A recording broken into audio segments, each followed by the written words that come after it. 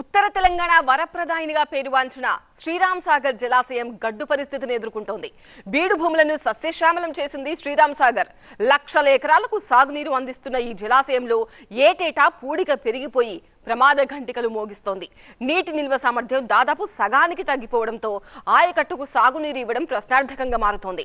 ఎస్ఆర్ఎస్పీలో పూడిక తొలగింపుపై రాష్ట్ర భారీ నీటిపారుదల శాఖ మంత్రి ఉత్తమ్ కుమార్ రెడ్డి చేసిన ప్రకటన ఆయకట్టు రైతుల్లో ఆనందాన్ని నింపుతోంది. 5 దశాబ్దాలుగా ప్రాజెక్టులో పేరుకుపోయిన పూడికను తొలగించడం సాధ్యమేనా? సర్వేలు ఏం చెప్తున్నాయి? సర్కార్ ఏమంటోంది? ఈ స్టోరీలో డీటెయిల్గా చూద్దాం.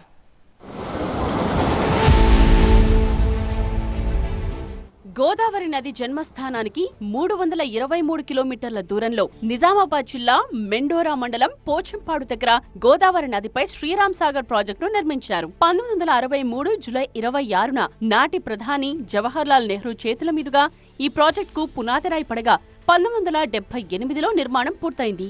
112 టీఎంసీల నిల్వ సామర్థ్యం ఉన్న ఈ ప్రాజెక్టు ఎత్తు 43 మీటర్లుండగా పొడవు 15,600 మీటర్లు. ఈ ప్రాజెక్టుకు 42 రేడియల్ గేట్స్ ఉన్నాయి. ప్రాజెక్ట్ కింద 18 లక్షల ఎకరాల్లో ఆరుతడి పంటల ఆయకట్టును ప్రతిపాదించగా 16 లక్షల ఎకరాల స్థిరీకరణ జరిగింది. మరో 2 లక్షల ఎకరాల ఆయకట్టుకు సాగునీరు అందించాల్సి ఉంది. ఈ రిజర్వాయర్కు అనుబంధంగా 36 మెగావాట్ల జల విద్యుత్ కేంద్రాన్ని కూడా నిర్మించారు.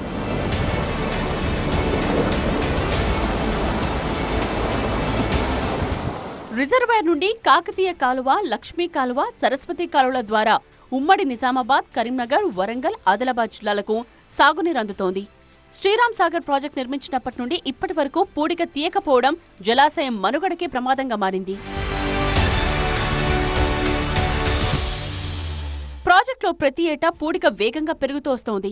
ఏటా పూడిక వల్ల సగటున 0.5 టీఎంసీల మేర నిల్వ సామర్థ్యాన్ని కోల్పోతూ వస్తోంది. 1970 నుండి 1994 మధ్య ఏటా 0.53%, 1994 నుండి 2013 మధ్య ఏటా 0.4%, 2013 నుండి 2021 మధ్య ఏటా 0.71% నిల్వ సామర్థ్యాన్ని నష్టపోయినట్టు సర్వేలు గుర్తించాయి.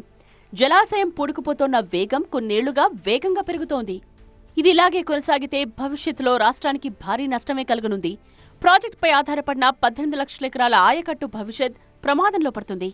మొన్న శ్రీరామ్ సాగర్ ప్రాజెక్టుకు సాగునీటి పారుదల శాఖ మంత్రి ఉత్తమ్ కుమార్ రెడ్డి గారు వచ్చినప్పుడు శ్రీరామ్ సాగర్ ప్రాజెక్టులో ఉన్న పూడికని తీసివేస్తామని చెప్పి హామీ ఇవ్వడం జరిగింది.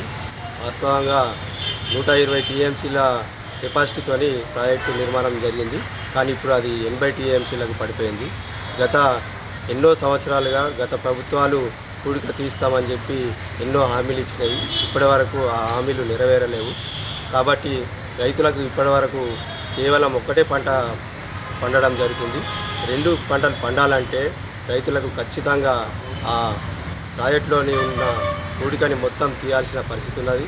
ఇప్పటి వరకు రాష్ట్రంలో ఏ ప్రాజెక్టులో కూడా తీయలేరు. ఒకవేళ తీస్తే కనుక శ్రీరామ్ సాగర్ ప్రాజెక్టు మొదటి ప్రాజెక్ట్ అవుతుంది. కాబట్టి దానివల్ల రైతులకు ఎంతో ఉపయోగపడి 2 పంటలు పండి రైతులందరికీ లాభం జరుగుతుందని అనుకుంటున్నాను. కేంద్ర జల సంఘం, remote sensing directorate, environment management ఆర్గనైజేషన్లు సంయుక్తంగా శాటిలైట్ రిమోట్ సెన్సింగ్ సర్వే చేసి కనిష్ట, గరిష్ట నీటి మట్టాలను రికార్డ్ చేశాయి. శ్రీరామ్ సాగర్ జలాశయం నిర్మించినప్పుడు 112 టీఎంసీలుగా ఉన్న నిల్వ సామర్థ్యం ప్రాజెక్టులో పూడిక పేరుకుపోవడంతో 80 టీఎంసీలకు తగ్గిపోయిందని సర్వేలో వెల్లడైంది.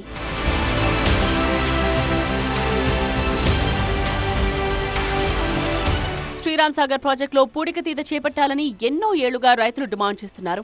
ప్రభుత్వాలు మారినా పూడికతీతపై ముందడుగు మాత్రం పడలేదు. ఇటీవల రాష్ట్ర భారీ నీటిపారుదల శాఖ మంత్రి ఉత్తమ్ కుమార్ రెడ్డి పూడికతీతపై చేసిన ప్రకటన చర్చకు తెరలేపింది. అత్యాధునిక టెక్నాలజీతో పూడికను తొలగించేందుకు చర్యలు చేపడతామని మంత్రి వెల్లడించారు. ఇందుకయ్యే వ్యయంలో కేంద్రం 50% భరిస్తుందన్నారు. శ్రీరామ్ సాగర్ ప్రాజెక్టులో కూడా మేము గమనించింది ఏంటంటే 112 టీఎంసీ ఉండాల్సిన స్టోరేజ్ 80 టీఎంసీలకు పడిపోయింది. మేము ప్రపంచంలో అత్యాధునిక టెక్నాలజీ వాడి ఈ యొక్క శ్రీరామ్ సాగర్ ప్రాజెక్టుకి డీసిల్టింగ్, డీసెడిమెంటేషన్ చేసి పాత స్టోరేజ్ కెపాసిటీ రెస్టోర్ చేస్తూ దీనికి ఆల్రెడీ ఇటువంటి ఇంపార్టెంట్ ఇరిగేషన్ ప్రాజెక్ట్స్కి దానికి ఏమైనా ఖర్చు అయిందంటే నేను సెంట్రల్ గవర్నమెంట్తో కూడా మాట్లాడినా వాళ్ళు ఈ డీసిల్టింగ్ డీసెడిమెంటేషన్ ఆఫ్ ఎగ్జిస్టింగ్ ప్రాజెక్ట్స్కి వాళ్ళు ఒక సగభాగం వాళ్ళు కూడా బేర్ చేస్తామని చెప్పారు. ఇవి రాష్ట్రంలోనే ప్రతిష్టాత్మకమైన ఇరిగేషన్ ప్రాజెక్టులో మేము భావిస్తున్నాము.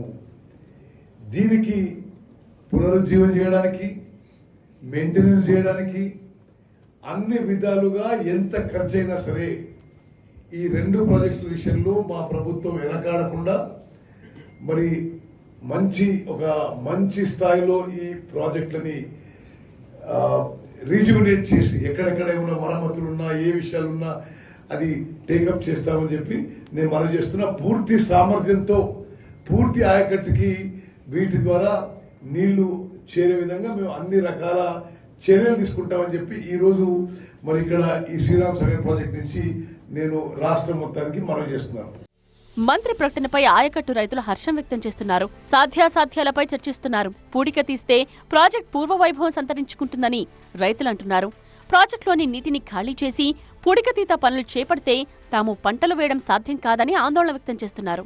నీరు తగ్గినప్పుడు మాత్రమే ఈ పనులను దశలవారీగా చేపట్టాలని డిమాండ్ చేస్తున్నారు. మా గ్రామం, మా మండలము అంతా కూడా శ్రీరామ్ సాగర్ ప్రాజెక్టు పరివాహక ప్రాంతంలోనే ఉంటుంది. అయితే ఈ మధ్యనే ప్రభుత్వము శ్రీరామ్ సాగర్ ప్రాజెక్టులో పూడికతీత తీస్తామనేది చెప్పడం జరిగింది.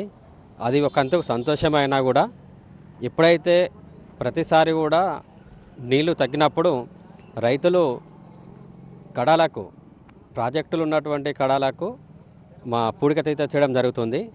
కానీ ఇప్పుడు ప్రభుత్వం చెప్పినందుకు అది సాధ్యం కాదు. ఎందుకంటే ప్రాజెక్టులో నీళ్ళు మొత్తం తీసేస్తే మన మిషన్ భగీరథకు తాగడానికి కానీ, అదేవిధంగా మాకు పంటలకు మే 15 తారీఖు వరకు నీళ్ళు ఇవ్వాలి.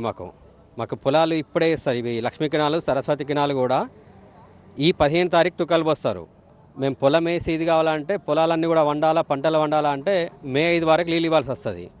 కాబట్టి పోచంపార్లు అన్నీ కూడా నీళ్లు తీసేసినట్లయితే పంటలకు ఇబ్బంది అవుతుంది. ఇప్పుడు రైతులందరూ కూడా ఈ ప్రకటనతోటి పంటలు వేయాలా అద్దా అనే దాని మీద అయోమయంలో ఉన్నారు. రైతులను అయోమయానికి గురి చేయడం జరిగింది. ఈ పూడికతీత అనేది నీళ్ళు ఎప్పుడైతే తగ్గుతూ ఉన్నా కామన రైతులకు కనుక ఒకటి అవకాశం ఇస్తే రైతులే కూడా సొంతంగా వాళ్ళ ఖర్చులతోటి ఏవైతే తేలిన ప్లేస్లో, ప్రాజెక్టులో తేలిన కొనా ప్లేస్లలో తీసుకోవడం జరుగుతుంది. ఆ విధంగానైతేనే బాగుంటుంది. నీళ్ళు మొత్తం తీసేస్తే మట్టుకు మళ్ళీ వర్షాలు పడకపోతే కూడా చాలా ఇబ్బంది అవుతుంది. దానికి బదులుగా మనకు ఏదైతే గోదావరి నది పరివాహక ప్రాంతం ఉందో ఆ ప్రాంతంలో బిడ్జి క్యాంప్ బ్యారేజ్లు, లబ్బర్ చెక్ డ్యాంలు కట్టినట్లయితే నదీ ప్రాంతం వారికి కూడా ఉపయోగకరంగా ఉంటుంది. కరువు కాటకాల ప్రాంతంలో సిరులు పండించిన శ్రీరామ్ సాగర్ ప్రాజెక్టు ఉనికికే ప్రమాదంగా పరిణమించిన పూడికతీతపై ప్రభుత్వ ప్రకటన రైతుల్లో ఆనందాన్ని కలిగిస్తోంది. శ్రీరామ్ సాగర్ ప్రాజెక్టులో పూడికతీత జరిగితే రాష్ట్రంలోనే పూడిక తీసిన తొలి ప్రాజెక్టుగా ఇది నిలుస్తుందంటున్నారు. మరోవైపు పూడికతీత సాధ్యాసాధ్యాలపై రైతుల్లో చర్చ మొదలైంది. రాష్ట్రంలో ఇప్పటి వరకు ఒక్క ప్రాజెక్టులో కూడా పూడికను తొలగించడం జరగలేదని కొంతమంది రైతులంటున్నారు. పూడికతీతపై ప్రభుత్వాలు సర్వేలకే పరిమితమయ్యాయని విమర్శించారు. 5 దశాబ్దాలుగా పేరుకుపోయిన పూడికతో ఉత్తర తెలంగాణ వరప్రదాయిని శ్రీరామ్ సాగర్ ప్రాజెక్టు గడ్డు పరిస్థితులను ఎదుర్కొంటుంది. ప్రతి ఏటా పూడిక పేరుకుపోవడంతో నీటి నిల్వ సామర్థ్యం తగ్గుతూ వస్తుండడంతో రైతులు ఆందోళన వ్యక్తం చేస్తున్నారు. ప్రాజెక్టు ప్రారంభమైనప్పుడు 112 టీఎంసీలతో ప్రారంభమైన ఈ జలభండాగారం ప్రస్తుతం 80 టీఎంసీల నీటి నిల్వకు పడిపోవడం ఇక్కడ పూడికకు అద్దం పడుతుందని చెప్పవచ్చు. రైతులు ఎన్నో ఏళ్లుగా పూడికను తీసివేయాలని చెప్పి డిమాండ్ చేస్తున్నప్పటికీ ఎవరు పట్టించుకున్న పాపాన పోలేదు. అయితే ఇటీవల రాష్ట్ర భారీ నీటిపారుదల శాఖ మంత్రి ఈ పూడిక తీతపై చేసిన ప్రకటన రైతుల్లో కాస్త ఉత్సాహాన్ని నింపుతుందని చెప్పవచ్చు. అయితే ఈ పూడిక తీతపై సాధ్యాసాధ్యాలపై చర్చ జరుగుతుంది. అసలు ఈ పూడిక తీత సాధ్యమేనా అనే రైతులు సందేహాలు కూడా వ్యక్తం చేస్తున్నారు. మొత్తం మీద ఇక్కడ పేరుకుపోయినటువంటి ప్రాజెక్టులో 5 దశాబ్దాలుగా పేరుకుపోయినటువంటి పూడికను తీస్తే మాత్రం రైతులకు ఉపయోగకరంగా ఉంటుంది అంటున్నారు. ఎట్ ద సేమ్ టైం అదేవిధంగా రైతులు ఈ పూడిక తీత సాధ్యాసాధ్యాలపై చర్చించుకుంటున్నారు. ప్రభుత్వం ఒకవేళ పూడిక తీస్తే మట్టిని ఎక్కడికి తరలిస్తారు, దాంతోపాటు ఇక్కడ ఉన్నటువంటి నీటిని పూర్తిగా తొలగించి పూడికతీత పనులు చేస్తే పంటలు పరిస్థితి ఏంటి అని చెప్పి ఆందోళన వ్యక్తం చేస్తున్నారు. మొత్తం మీద ఈ పూడికతీత అంశం ఇప్పుడు ఆసక్తికరంగా మారింది. కెమెరా పర్సన్ అరవింద్తో దివాకర్, టీవీ9 నిజామాబాద్.